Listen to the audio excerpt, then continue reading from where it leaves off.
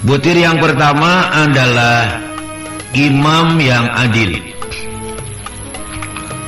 Biasanya orang berkonotasi bahwa yang dimaksud dengan kata-kata imam atau pemimpin, pengertiannya suka dibatasi hanya untuk penguasa atau orang-orang yang memegang kekuasaan pemerintahan saja.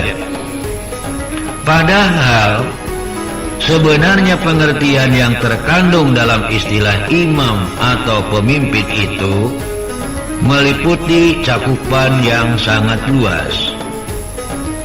Pengertian imam atau pemimpin itu mencakup kullu man walla min imratil muslimina syai'an wa kana lahu min sultatil hukmi fihim.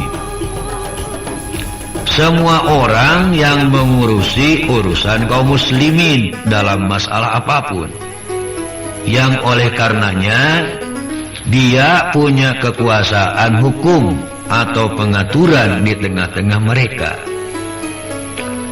Jadi dengan pengertian di atas, maka istilah imam atau pemimpin itu berlaku bagi orang yang tengah memegang kekuasaan pemerintahan, dan juga berlaku bagi yang selainnya.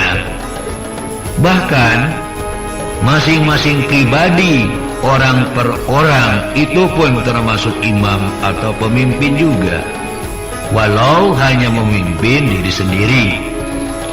Apalagi misalnya seorang suami atau istri dalam lingkungan dan kelompok keluarganya, itu pun imam atau pemimpin juga namanya. Oleh karena itu tidaklah heran kalau dalam salah satu hadisnya Nabi Shallallahu Alaihi Wasallam telah bersabda, kullukum ra'in wa kullu ra'in mas'ulun ar-ra'iyati.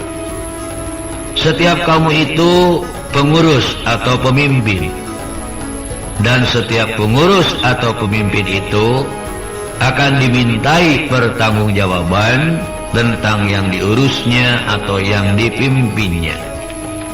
Ringkasnya, sebagaimana telah disinggung di muka, bahwa yang namanya pemimpin itu adalah semua orang yang punya urusan, walaupun hanya mengurusi dirinya sendiri.